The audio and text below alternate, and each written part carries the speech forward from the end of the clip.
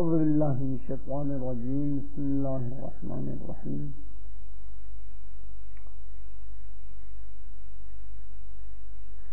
آیا اسماء افعال کلمات میں شمار ہوں گے یا اسماء میں شمار ہوں گے؟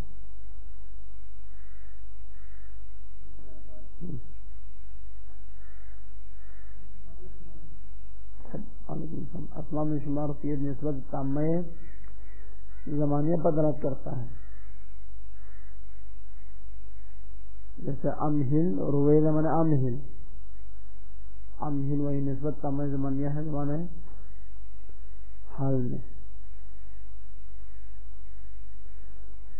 تو اسماء افعال کے بارے میں دو نظریہ ہیں۔ بعض کہتے ہیں کہ اسماء افعال کلمات میں داخل ہیں کیونکہ اس کے معنی کے لحاظ سے یدل علی النسبۃ تامۃ زمانیہ۔ بعض کہتے ہیں کہ اسماء افعال اسماء میں داخل ہے کیونکہ اس کی ہیئت تو کوئی معنی نہیں ہے، یہ مادہ اسماء افعال دلالت کرتے ہیں افعال پر، نہیں کہ اسماء افعال کا وزن علیکم السلام دلالت کرتے ایک نسبت زمانیہ پر، نہیں، بلکہ اسماء افعال اسماء میں داخل ہے اگر کہ وہ معنی دے رہا ہے فعل کا، وہ معنی مادے کی وجہ سے دے رہا ہے، ہیئت کی وجہ سے نہیں دے رہا۔ اور کلمہ اسے کہتے ہیں جو مادے کے لحاظ سے دلالت کرے مصدر پر، ہیئت کے لحاظ سے دلالت کرے اس مصدر کے فاعل غیر معین کی طرف نسبت دینے اور زمان پر، لہذا وہ افعال میں شمار نہیں ہے، کلمات میں شمار نہیں ہے بلکہ اسماء میں شمار ہے۔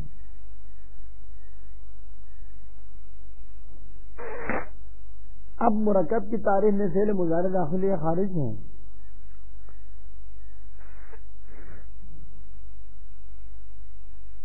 مرکب کی جو تعریف ہے، آیا تمام افعال علم غرض کے روپ سے کلمہ ہے یا بعض افعال؟ کلمہ کسے کہتے ہیں؟ کلمہ وہ افعال ہیں جو مادے کے لحاظ سے دلالت کرے مصدر پر، ہیئت کے لحاظ سے دلالت کرے مصدر کی نسبت ایک فاعل غیر معین کی طرف ہو اور زمان ثلاثہ میں کسی ایک پر۔ تو فعل مضارع میں یہ ہے یا نہیں؟ ہو ابھی میں کہتا ہوں تضربو، صفوں سے تضربو معنی کیا ہے؟ آپ مارو گے یا آپ مارتے ہو، یہ فعل میں داخل ہے۔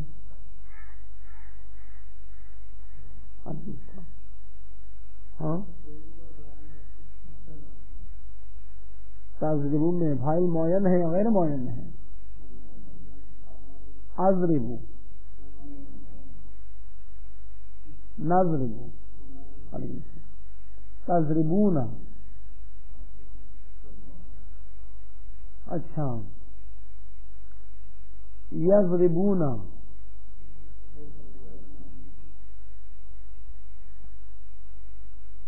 یضربون،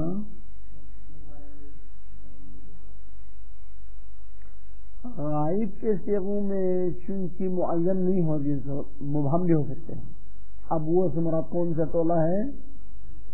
معین نہیں ہو سکتے، لہذا غائب کے صیغوں میں تو صحیح ہے کہ اس کو کلمہ کہیں مفرد کہیں کیونکہ فاعل غیر معین پر دلالت کرتا ہے۔ اب مخاطب کے 6 صیغے میں، متکلم کے 3 صیغے میں فاعل معین ہے، جب فاعل معین ہے تو مرکب ہے یا مفرد ہے؟ انہوں نے کیا کہا؟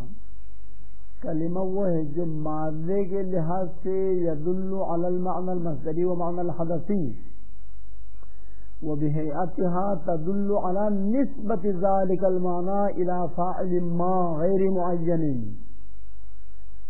فی احد الازمنۃ الثلاثہ۔ تو غائب کے صیغے میں یہ تعریف صادق آتی ہے، اما مخاطب کے 6 صیغوں میں، متکلم کے 2 صیغے میں فعل منطقی کی تعریف صادق نہیں آتی ہے۔ تو ابو علی سینا نے کہا ہے یہاں پر فعل دلالت کرے فاعل معین پر، اس کو آپ مفرد نہیں شمار کر سکتے ہیں.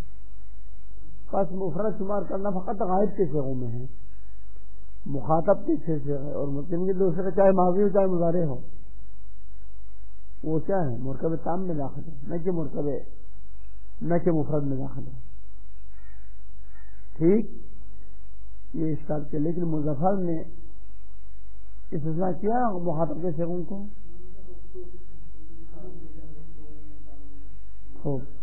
بس انہوں نے استثناء نہیں کیا، تو کیا جواب ہے؟ یا مظفر کی بات صحیح ہے یا ابن سینا کی بات صحیح ہے، دونوں کی بات تو صحیح نہیں ہو سکتی.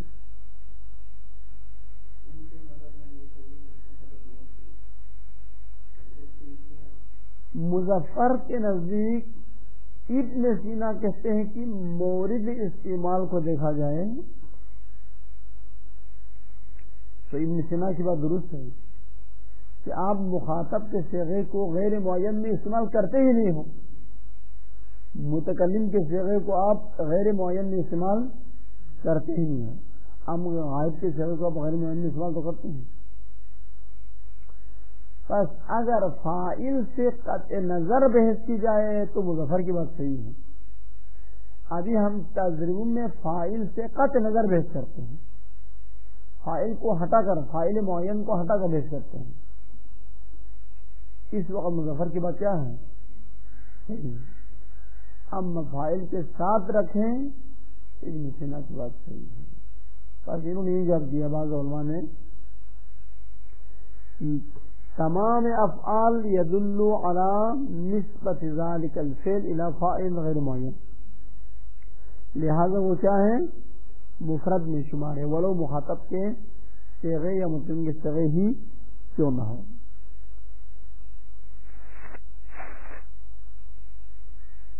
ورنہ خود ازر سے اشکال آتے ہیں. ازر میں انتا فاعل ہے، وہ کبھی بھی ظاہر نہیں ہوتے، لہٰذا وہاں پر اشکال آتے ہیں کہ یہ تو مرکب تام ہے، آپ نے کیسے اس کو مفرد میں شمار کیا؟ جواب یہ فاعل سے قطع نظر، فاعل معین ہونے سے قطع نظر کرتے ہوئے مفرد ہے. اگر فاعل کو ساتھ رکھتے ہوئے مرکب ہے.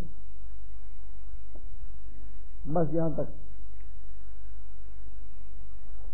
فالأداة تعرف بأنها اللفظ المفرد الدال على معنى غير مستقل في نفسه. ادات وہ لفظ مفرد ہے جو دلالت کرتا ہو معنی یہ غیر مستقل فی نفسی پر، یہ ایک ایسے معنی پر یہ فی نفسی مستقل نہیں ہے، طرفین کے ساتھ مل کے کچھ بنتا ہے، کچھ بتاتا ہے، خود کچھ نہیں بتاتا. ٹھیک.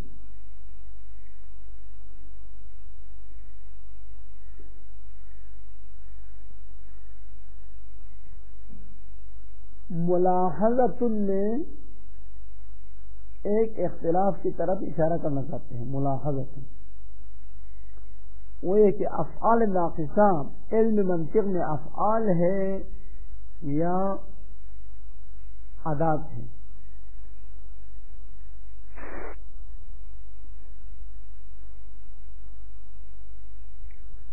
تو کہتے ہیں کہ افعال ناقصہ علم منطق میں ادات شمار ہوگا، بمنزل حرف شمار ہوگا. کیوں؟ چونکہ افعال ناقصہ کوئی مصدر معنی حدثی نہیں ہے. جب معنی حدثی نہیں ہے تو افعال ناقصہ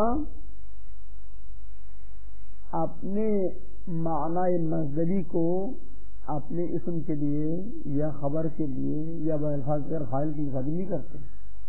اپنے لیے کچھ معنی مصدری ہو تو ثابت کریں. کانا کون، کون مانے ہونا، کیا ہونا. ہونا تو کوئی مصدر نہیں ہے، کوئی کام نہیں ہے. ہونا خود ہونا کوئی کام نہیں ہے. کیا ہونا؟ کاتب ہونا، عاقل ہونا، غالب ہونا، فاسق ہونا، عادل ہونا. یہ عادل، فسق کا کتابت عقل یہ کام ہے. خود ہونا تو کوئی کام نہیں ہے. بس افعال ناقصہ میں معنی حدثی نہیں ہے, کام کا کوئی معنی نہیں ہے. افعال ناقصہ فقط اس لیے آتے ہیں کسی اور حدث کو کسی اور اسم کے لیے ثابت کرتے ہیں. کسی نے ایک زمانے میں, یا زمانے ماضی میں, یا زمانے حال میں, یا زمانے مستقبل میں, اما خود کے اندر کوئی معنی مصدری نہیں ہے. جب خود کے اندر کوئی معنی مصدری نہیں ہے تو حرف کی فعل کی تعریف اس پہ سمجھ آتی ہے. لہذا افعال ناقصہ کلن فعل سے خارج المنطق میں, فعل سے علم منطق میں کیا ہے وہ خارج. پھر کیا ہے یہ حروف کے داخل ہے, حروف کے ساتھ مداخل اور نحو کے لحاظ سے کہتے ہیں. پس افعال ناقصہ نحویہ علم منطق میں منزل حرف ہے, حروف رابطی ہے, خود فعل یعنی کلمہ نہیں ہے. لیکن چونکہ افعال ناقصہ خبر اسم کے لیے ثابت ہونے موجود ہونے پہ دلالت کرتا ہے, اس لیے ان کا نام رکھ دیا بعض علماء منطق نے افعال کلمات وجودیہ, یعنی افعال وجودیہ, یعنی وہ افعال جو ثبوت شیء لشیء پہ دلالت کرتا ہے. بس کلمات وجودیہ کہتے بعض علماء منطق, اور بعض ان کا نام رکھ دیا ادات تھی صراحتاً. ملاحظۃ, یہاں پر ایک غور و فکر ہے, ایک دقت ہے. وہ کیا ہے؟ الافعال الناقصۃ مثل کان و اخواتها, افعال ناقصہ جیسے کانا اور اس کے نظائر فی عرف المنطقیین یعنی فی اصطلاح المنطقیین علی التحقیق, علماء منطق کی اصطلاح میں تحقیق کے بنا پر تدخل فی الادوات, یہ حروف میں داخل ہے, یہ افعال میں داخل نہیں.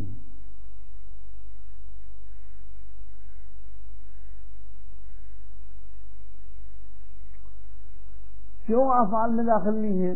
لأن الافعال الناقصة لا تدل على معنى مستقل في نفسه, کیونکہ افعال ناقصہ ایک معنی مستقل فی نفسی پہ دلالت نہیں کرتا.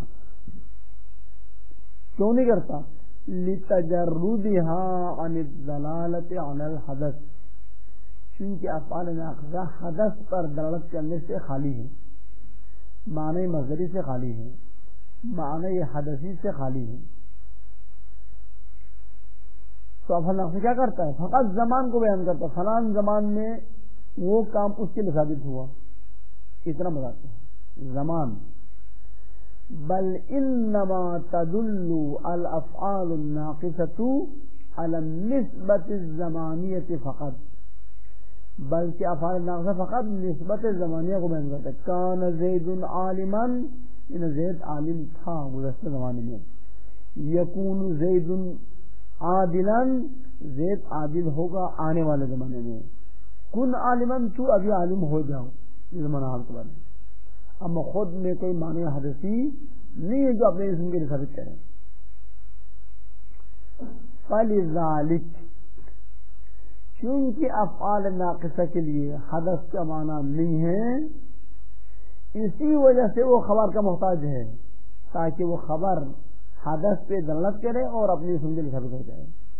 فلذالک, افعال ناقصہ حدث پر دلالت کرنے سے خالی ہونے کی وجہ سے تحتاج الى جزء يدل على الحدث, وہ محتاج ہو جاتا ہے ایک ایسے جزء کی طرف, یعنی خبر کی طرف جو دلالت کرے حدث پر. نہ ہو کان محمد قائما فکلمۃ قائم, فکلمۃ قائم هي التي تدل على الحدث. بس یہاں پر کلمہ قائم دلالت کرتے معنی حدث پر, نہ کلمہ کانا. لہذا یہ افعال ناقصہ جو ہے وہ کلن حرف میں داخل ہے. یہاں تک بات کرتا. وفی عرف النحاة معدودۃ من الافعال, اما علماء نحو کی اصطلاح میں افعال ناقصہ فعل شمار ہوگا، کیونکہ ان کے نزدیک زمان پہ دلالت کرنا اور ماضی مضارع کی طرف گردان ہونا یہ معیار ہے، وہ معیار اس میں ہے۔ وَبَعْضُ الْمَنَاطِقَةِ اور بعض علماء منطق جیسے بو علی سینا، قطب الدین رازی، محقق توسی، بعض سے مراد یہ لوگ ہیں، ابن سینا ایک، قطب الدین رازی دو، خواجہ نصیر الدین توسی تین، ان تینوں نے یسمیہا افعال ناقصہ کا نام رکھا ہے الکلمات الوجودیہ، کلمات وجودیہ یعنی افعال وجودیہ، یعنی وہ افعال جو وجود خبر برائے اسم پر دلالت کرتا ہے، ثبوت خبر برائے اسم کے لیے دلالت کرتا ہے، اس وجہ سے افعال وجودیہ۔ بات ختم، ابھی تمرین کو رکھ لیتے ہیں، تمرین بعد میں خود حل کریں، عبارت بھی آپ خود پڑھیں۔ اب بحث آتی ہے کلی اور جزئی کی، مفاہیم کی بحث ہے، کلی اور جزئی کا مفہوم۔ اگر کوئی کہے شہر تو آپ کے ذہن میں کوئی مخصوص شہر آتا ہے یا کوئی بھی شہر؟ لڑکا، قلم، گھوڑا، کوئی بھی؟ تو آپ نہیں کہہ سکتے کہ گھوڑا جب آپ سنتا ہے تو آپ کے ذہن میں فقط ایک گھوڑا تو نہیں آتے ہیں، جتنے بھی گھوڑے دنیا میں ہیں وہ سب ذہن میں آتے ہیں۔ کپڑا کہتے کیا ذہن میں آتے ہیں؟ کوئی خاص کپڑا ذہن میں آتے ہیں؟ کوئی بھی کپڑا۔ بس کپڑا، شہر، گھوڑا، کتاب، قلم ایسے الفاظ ہیں جن کا معنی ایک فرد میں محدود نہیں ہے، بلکہ ایک سے زیادہ افراد پہ دلالت کرتا ہے۔ اب میں کہتا ہوں عالمگیر، آپ کے ذہن میں کوئی بھی لڑکا آتا ہے، ایک مخصوص فرد آتے ہیں۔ سید قمر علی شاہ مخصوص آتے ہیں، علی محمد شریفی اور سید عمران مخصوص آتے ہیں۔ یہ مدرسہ، یہ سامنے والا گھر، وہ مخصوص دکان، وہ دکان، یہ کوا، وہ کبوتر، اشارہ کرتے ہوئے وہ کبوتر، اس کیا ہوتے ہیں؟ جب کہتے ہیں آپ یہ کتاب، ایک خاص کتاب کی طرف اشارہ کرتے ہوئے کہ یہ کتاب، تو آپ کے ذہن میں کوئی مخصوص کتاب آ جاتے ہیں یا کوئی بھی کتاب؟ بس یہ کتاب کا بھی ایک معنی ہے، کتاب کا بھی ایک معنی ہے۔ کتاب جب کہیں ایک عام معنی آپ کے ذہن میں آ جاتا ہے جو ایک سے زائد پر صدق ہونے کی صلاحیت رکھتا ہے، اس کو کلی کہتے ہیں منطق میں۔ بس کلی وہ مفہوم ہے جو ایک سے زائد پر صدق آنے کی صلاحیت رکھتا ہے۔ اب میں جب میں کہتا ہوں یہ کتاب، تو یہ کتاب تو اسی کتاب پر صدق آتا ہے اور کسی پر بس یہ کتاب سے ایک ایسا مفہوم آپ کے ذہن میں آ جاتا ہے جو فقط ایک فرد پر صدق آنے کی صلاحیت رکھتا ہے، ایک سے زائد پر صدق آنے کی صلاحیت،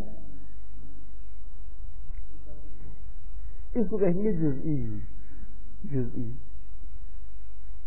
جتنے بھی شہروں کے نام ہیں آپ بتاؤ یہ جزئی ہے یا کلی ہے؟ جتنے بھی شہر، کراچی، لاہور، ملتان، خیرپور، نواب شاہ، سکھر، کیا ہے؟ پاکستان کیا ہے؟ کلی ہے جزئی ہے؟ ہندوستان، امریکہ، عراق، مکہ، جزئی یا کلی ہے؟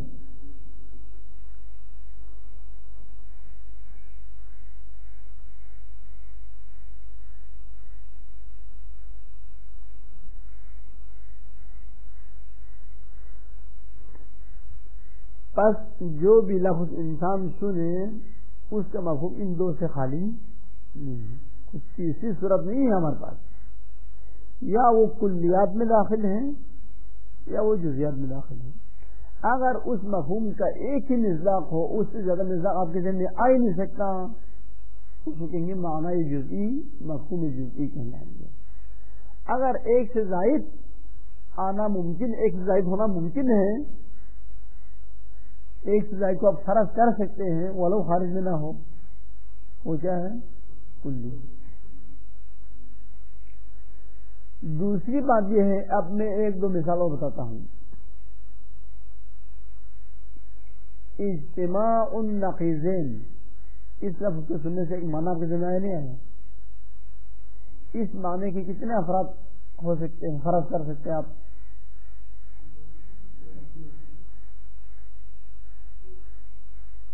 دو نقیضوں کا جمع ہونا، یہ ایک مفہوم ہے. اس کے لیے کتنے مصداق خارج میں فرض کر سکتے ہیں؟ دو، فقط دو. کیا عبد الرحیم؟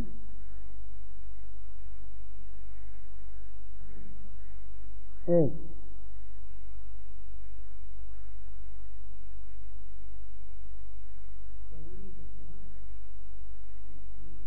ہو تو نہیں سکتے ہیں، اگر ہوتے تو کتنے فرض کر سکتے ہیں؟ جتنے چاہے فرض کر سکتے ہیں. ہر روز ایک ایک اجتماع نقیضین آ جائے. اجتماع نقیضین خارج میں آنا محال ہے، لیکن فرض کرنا تو محال نہیں ہے. خدا کا شریک ہے؟ نہیں ہے. شریک الباری کا معنی جب آپ کے ذہن میں آتا ہے تو اس کے کتنے فرض کر سکتے ہیں؟ فرض کوئی حد نہیں. ارتفاع ناقضین محال ہے نہیں، تو ارتفاع ناقضین کے لیے کتنے افراد آپ فرض کر سکتے ہیں؟ چاند کتنے معنی ذہن میں آتے ہیں؟ ہاں، ایک. ابھی سائنسدانوں نے کتنے چاند کا سب کیے ہیں؟ سورج کہنے سے کتنے معنی ذہن میں آتے ہیں؟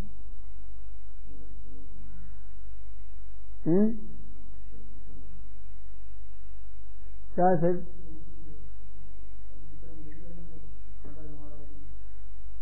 وہ تو خارج میں موجود ایک ہے نا.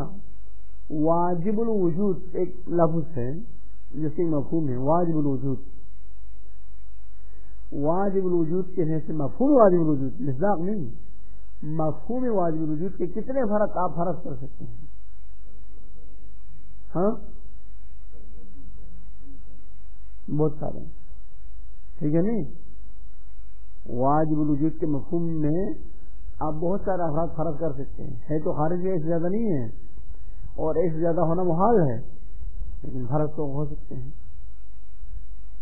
کوئی نہیں کہہ سکتے واجب الوجود کا مفہوم ایک ہو، زیادہ ہوتی ہے اس کا لگنا، یہ تو نہیں کہہ سکتے.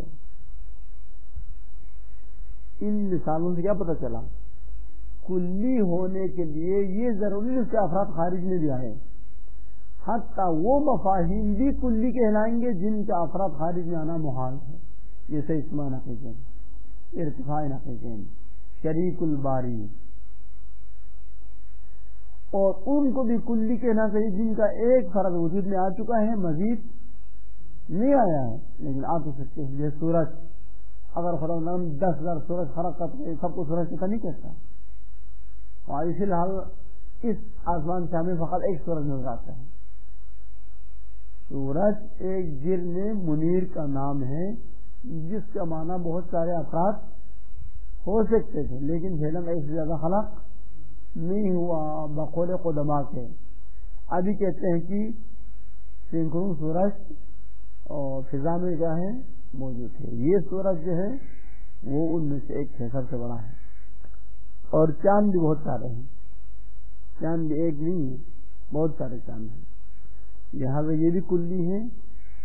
کوکب من ستارہ یہ کلی ہے جزئی ہے؟ کلی. الکلی والجزئی یدرک الانسان مفہوم الموجودات التي يحس بها. انسان ان موجودات کے مفہوم کو درک کر لیتا ہے جن کو وہ اپنے اطراف میں محسوس کرتا ہے. مثل محمد اس کا ساتھی ہے، اس سے ایک مفہوم درک کر لیتا ہے. ھذا الکتاب جو اس کے ہاتھ میں ہے اس سے ایک مفہوم درک کر لیتا ہے. ھذا القلم اس ھذا القلم سے ایک مفہوم درک کر لیتا ہے. ھذہ الوردہ تو یہ پھول، اس سے بھی ایک مفہوم درک کر لیتا ہے. بغداد اس سے بھی ایک معنی درک کر لیتا ہے. النجف اس سے ایک معنی درک کر لیتا ہے. الہ آپ دیکھتے کہ وَإِذَا تَأَمَّلَهَا جب انسان ان الفاظ میں غور کرتا ہے یجد وہ پاتا ہے کل واحد منہا محمد ھذا الکتاب ھذا القلم ھذہ الوردہ بغداد نجف ان میں سے ہر ایک لا ينطبق على فرد آخر یہ فقط ایک مصداق پہ صدق آتا ہے، ایک سے زائد پہ صدق نہیں آتا. ولا يصدق الا على ذلك الموجود وحده اور یہ مفاہیم صدق نہیں کرتا مگر فقط اسی موجود سے تنہا، وحدہ تنہا فقط. پس وہ مفہوم جو ایک مصداق پہ صدق کرے اور ایک سے زائد پر اصلا صدق نہ کرتا ہو ھذا هو المفہوم الجزئی. بنابراین جتنے بھی شہروں کے نام، ملکوں کے نام، لوگوں کے نام وہ سب کیا ہے؟ جزئی ہے، کیونکہ یہ نام فقط اسی ایک پر صدق آتا ہے.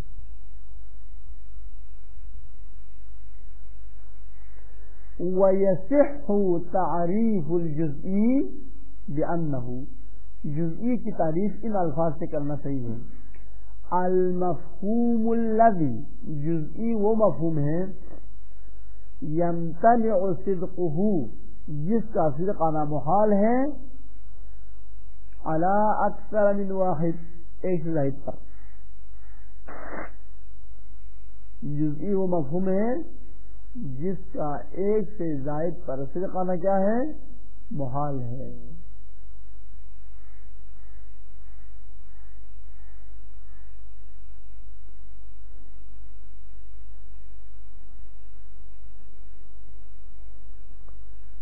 یہاں تو بات ختم. پھر انسان کیا کرتا ہے؟ محمد کو دیکھتے ہیں وہ یہ تو جزئی ہے، ادھر عبد الرحیم کو دیکھتے ہیں وہ بھی جزئی ہے، ادھر سعید عمران کو دیکھتے ہیں یہ بھی جزئی ہے، ادھر سعید قمر علی شاہ کو دیکھتے ہیں وہ بھی جزئی ہے. ترتیبوار سارے افراد ملتے. پھر انسان کی جو فکر ہے اور عقل ہے وہ عمل تجرید شروع کرتا ہے. عمل تجرید کیا ہے؟ عمل تجرید کلی ذہن بناتا ہے، خارج میں نہیں ہے، کلی کے بھی خارج میں نہیں ہے، کلی ذہن بنا لیتا ہے. کہاں سے بنا لیتا ہے؟ یہ سارے افراد کو دیکھ لیا، دیکھنے کے بعد اس میں غور کرتا ہے بھائی یہاں پر جو 7 افراد بیٹھے ہیں یہ 7 افراد میں مشترک صفات کون سے ہیں؟ مشترکہ خصوصیت کیا ہے؟ 2 پیر پر چلنا یہ ایک مشترک صفت ہے، 2 آنکھیں رکھنا یہ ایک مشترک صفات ہے، 2 کان رکھنا یہ ایک مشترک صفات ہے، 2 ہاتھ رکھنا مشترک صفات ہے، بول سکنا مشترک صفات ہے، سمجھنے والا ناطق ہونا مشترک صفات ہے. یہ سب جاندار ہونے میں شریک ہیں. بس افراد جزئیات کثیرہ کو دیکھنے کے بعد انسان جب غور کرتا ہے کیا غور کرتا ہے؟ کہتے کہ ان افراد کثیرہ میں مشترک صفات کون کون سے وہ میں ڈھونڈ لوں. ان مشترک صفات کو ڈھونڈنے کے بعد ہر ایک پر کلی کا نام سے آتا ہے. ابھی میں کہوں سعید قمر علی شاہ یہ کیا ہے؟ جزئی ہے. جعفر حسین کہتے تو کیا ہے؟ عالمگیر کہتے تو کیا ہے؟ اگر میں کہوں 2 کان رکھنے والا، 2 آنکھیں رکھنے والا، بولنے والا، ایک سر رکھنے والا، دو پیر پر چلنے والا، کھانے والا، یہ صفت سب میں ہے نہیں، یہ صفت جو میں بول رہا ہوں وہ سب میں ہے. بس جزئیات کثیرہ کے مشترک صفات کو کلی کہا جاتا ہے. بس عقل انسان کلی جزئیات سے لیتا ہے. کیسے؟ عمل تجرید کے ذریعے سے. عمل تجرید کیا ہے؟ ان معانی سے خصوصیات کو خالی کر لیتا ہے، مشترک کو رکھ لیتا ہے. جزئیات کثیرہ میں موجود مختصات کو نکال لیتا ہے اور مشترکات کو رکھ لیتا ہے. تو ان مشترکات کا نام ہے کلی. ورنہ کلی خارج میں آپ دکھائیں، آپ دو پیر پر چلنے والا کلی دکھائیں مجھے، خارج میں کہاں ہے؟ کلی خارج میں آنا محال ہے. خارج میں فقط جزئی آ سکتا ہے. کلی ذہن بنا لیتا ہے عمل تجرید کی ذریعے سے. اس کو کہتے ہیں عمل تجرید. عمل تجرید یعنی عقل انسان اس فرد خاص سے مخصوص صفات کو نکال دیتے ہیں، اس فرد اور اس فرد میں مشترک صفات کو جمع کر لیتا ہے. جتنا ہی وہ ذہن میں مشترک صفات کو جمع کرتا جائے گا اس کے ذہن میں ذخیرہ کلی بڑھتا جائے گا.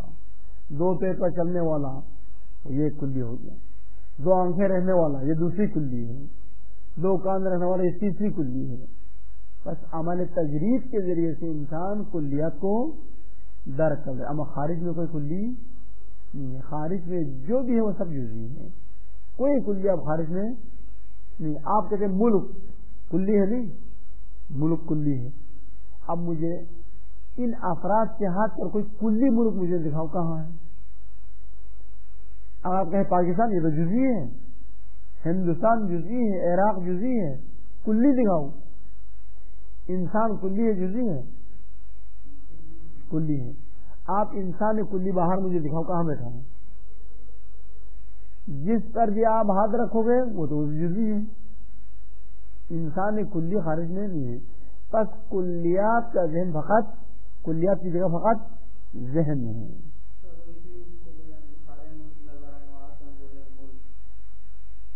وہاں سے بولیں گے ملک، یہ ملک کس چیز سے آئے گا؟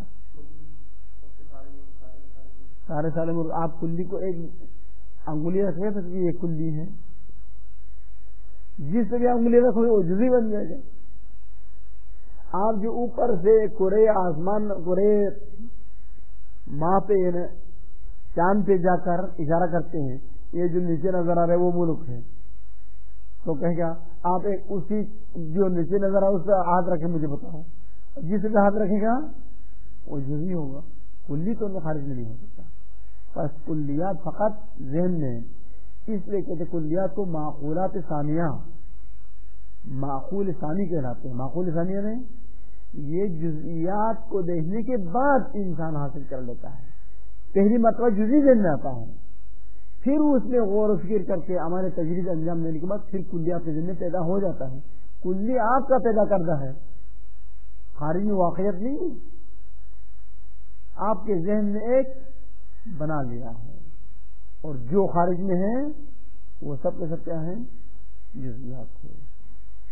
ثم ان الانسان اذا رأى جزئیات متعددة، جب انسان دیکھتا ہے مختلف جزئیات کو، ایک سو مرد کو سامنے بٹھایا اور دیکھا، وقاس بعضها الى بعض، زید کو عمر کے ساتھ مقایسہ کیا، عالمگیر کو علی محمد شریفی کے ساتھ مقایسہ کیا، عبد الرحیم کو ولاد کے ساتھ مقایسہ کیا. ایک دوسرے کے ساتھ مقایسہ کرتے ہیں، پھر دیکھتے ہیں کہ ان دو کے درمیان مشترک صفات کون سی ہے، مختص صفات کون سی ہے. فوجدها، انسان ان جزئیات کو پاتے ہیں. کیا پاتے ہیں؟ تشترک فی صفت واحدہ، ایک صفت میں یہ سب مشترک ہے. وہ کیا ہے؟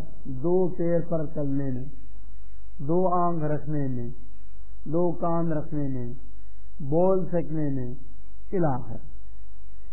انتزع الانسان منها صورت مفہوم، انسان اس صفت واحدہ سے حاصل کر لیتا ہے ایک مفہوم کی صورت اور شکل. کہ وہ مفہوم شامل جو تمام افراد کو اپنے اندر شامل کر لیتا ہے اور سب کو لپیٹ میں لے لیتا ہے. شامل کا معنی کیا ہے؟ ینطبق وہ مفہوم واحد صدق آتا ہے علی کل واحد من الجزئیات، ان متعدد جزئیات میں سے ہر ایک پر. مثلا آپ نے 100 نفر کو سامنے بٹھا کر کہا بھائی ان میں کیا مشترک ہے؟ کہ 2 پیر پر چلنے میں مشترک ہے. تو آپ نے کہا کہ الماشی علی رجلین، یہ مفہوم نکال دیا، 2 پیروں پہ چلنے والا. اور یہ مفہوم سب سے صدق آتا ہے. جس پہ ہاتھ رکھیں ہاں یہ 2 پیر پہ چلنے والا ہے، وہ بھی ایسا ہے، وہ بھی ایسا ہے، وہ بھی ایسا ہے. وَهَذَا الْمَفْهُومُ الشَّامِلُ أَوِ الصُّورَةُ الْمُنْتَزَعَةُ هُوَ الْمَفْهُومُ الْكُلِّيُّ. یہ مفہوم جو سارے افراد کو، بہت سارے افراد کو اپنے اندر شامل کر لیتا ہے، یہ صورت جو عقل انسان نے مختلف جزئیات کے مشترک صفات سے حاصل کیا ہے، اس کا نام ہے مفہوم کلی. بس اسی طریقے سے مرحوم مظفر نے آپ کو یہ بھی سمجھایا کہ کلی بناتا کیسا ہے، کلی انسان کے ذہن میں آتا کیسا ہے. کلی انسان کے ذہن میں عمل تجرید سے وجود میں آتا ہے. عقل کا ایک فعل عمل تجرید، عمل تجرید کے متعدد جزیات کو دیکھنے کے بعد مختلف صفات کو نکال دیتے ہیں، مشترک صفات کو رکھ لیتا ہے، تو مشترک صفات سے کلی بنتی ہے.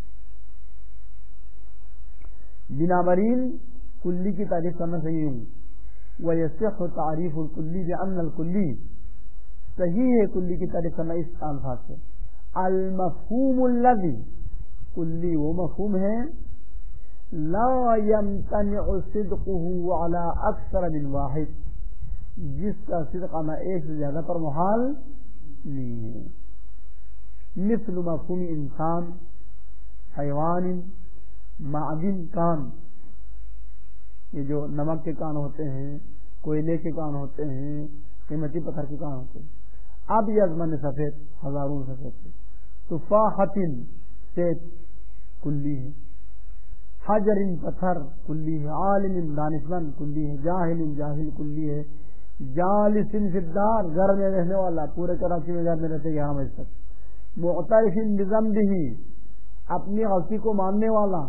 بہت سارے اچھے لوگ ہوتے ہیں جو اپنی غلطی کو مان لیتے ہیں، 1 تو 2 تو نہیں. بس یہ سب کے سب کیا ہے؟ کلی ہے.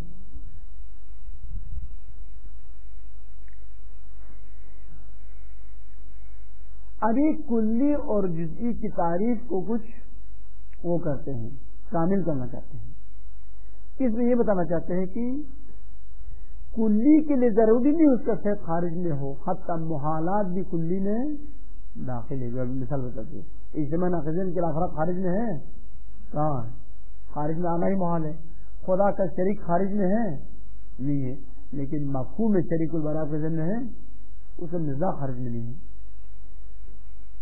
بس کلی کے لیے ضروری نہیں اس کے افراد خارج میں ہو، آپ ذہن میں فرض کرے تو بھی کلی بنے گا، ولو خارج میں آنا محال ہی کیوں نہ ہو. تکملۃ تعریف الجزئی والکلی، کلی کی تعریف اور جزئی کی تعریف کو تکمیل کرنے والی بحث.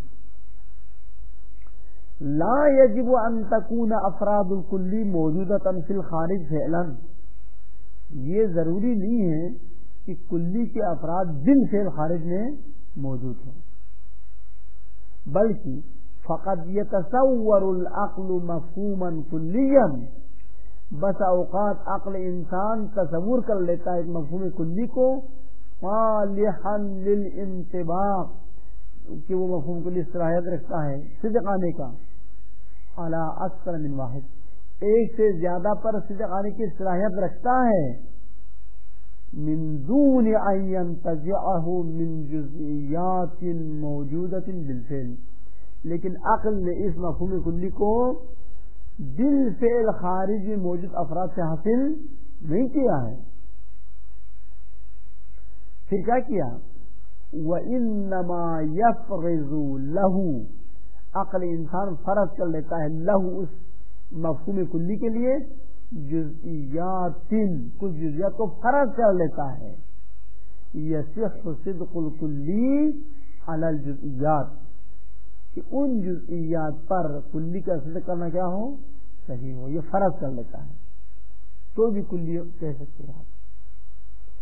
جیسے عنقا جو شاعر لوگ استعمال کرتے ہیں، عنقا ایک خیالی پرندے کا نام ہے جس کے وجود خارج میں نہیں ہے، لیکن عنقا کے کتنے مصداق ہیں، ہزاروں مصداق ہو سکتا ہے. آپ فرض کر سکتے عنقا کتنے افراد، 10,000 افراد، لیکن ہے ایک بھی خارج میں نہیں، صرف فرض کر دیا. اس لیے تعریف کلی پر آپ دوبارہ دقت کریں. البتہ یہاں پر جو انہوں نے تعریف کلی کی ہے وہ دقیق تعریف نہیں ہے، وہ حاشیہ تہذیب نے جو تعریف ہوئے ہیں. المفہوم الکلی لا یمتنع فرض صدقه علی کثیر لکھا وہاں پر، یہاں پر لا یمتنع صدقه علی اکثر من واحد. فرض صدقه، اس کے صدق آنے کو فرض کرنا محال نہ ہو، بلکہ بس اوقات خارج میں آنا ناممکن ہے. بل قد یمتنع وجود دون حتی فرد واحد للکلی، بس اوقات اس کلی کے لیے ایک فرد کے بھی خارج میں ہوگا. شریک الباری، خدا کا شریک ایک ہو سکتا ہے خارج میں، ایک بھی نہیں آ سکتا. اجتماع ناقصین کے کتنے فرد خارج میں آ سکتا ہے، ایک بھی نہیں آ سکتا. ارتفاع ناقصین کا ایک بھی نہیں، اجتماع ضدین ایک بھی نہیں آ سکتے. وہاں کی سب کلی ہے. مثل مفہوم شریک الباری ایک، ومفہوم اجتماع نقیضین 2، ومفہوم اجتماع ضدین 3، ومفہوم ارتفاع نقیضین 4 الی آخر. پھر کہتے اگر خارج میں آنا محال تو کلی کیسے ہو گیا؟ ولا یضر ذلک فی کلیت المفہوم، خارج میں افراد کا پیدا نہ ہو سکنا یہ ضرر نہیں دے گا اس مفہوم کے کلی ہونے میں، کیونکہ کلی ہونے کے لیے افراد کو فرض کر لینا کافی ہے، افراد فرضی ہونا کافی ہے، افراد حقیقی ہونا کوئی ضروری نہیں ہے. وقت لا یوجد للکلی الا فرد واحد، بس اوقات کلی کے لیے ایک سے زیادہ فرد ہوتا ہی نہیں. جیسے سورج، آج کل عام انسانوں کے ذہن میں سورج ایک مفہوم کلی ہے لیکن اس کا ایک فرد وجود میں آ چکا ہے. چاند ایک مفہوم کلی ہے، ایک فرد وجود میں آ چکا ہے. وقد لا یوجد للکلی الا فرد واحد، مانند سورج اور چاند. ویمتنع وجود غیرہ مثل مفہوم واجب الوجود. واجب الوجود تو مفہوم کلی یا جزئی ہے؟ کلی ہے. اس کے کتنے فرد خارج میں ہیں؟ ایک، وہی خدا ہے.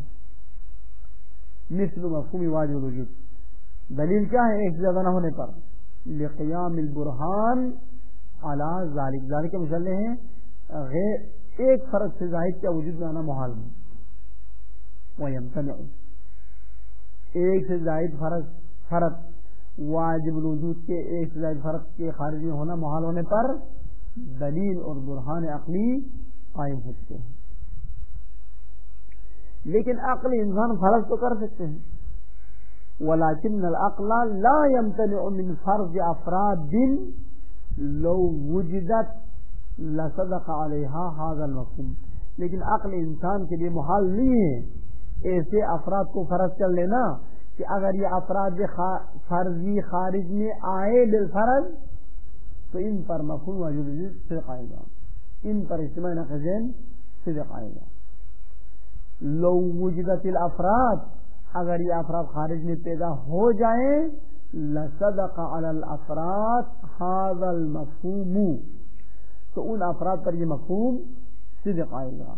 ولو کان مفہوم واجب الوجود جزئیاً، یہ الگ مسئلہ ہے، اس کو رکھ لے کل انشاءاللہ. اللہم صلی علی محمد وعلی محمد. میں نے سمجھا کچھ کم ہے لیکن بڑھتے جا رہا ہے.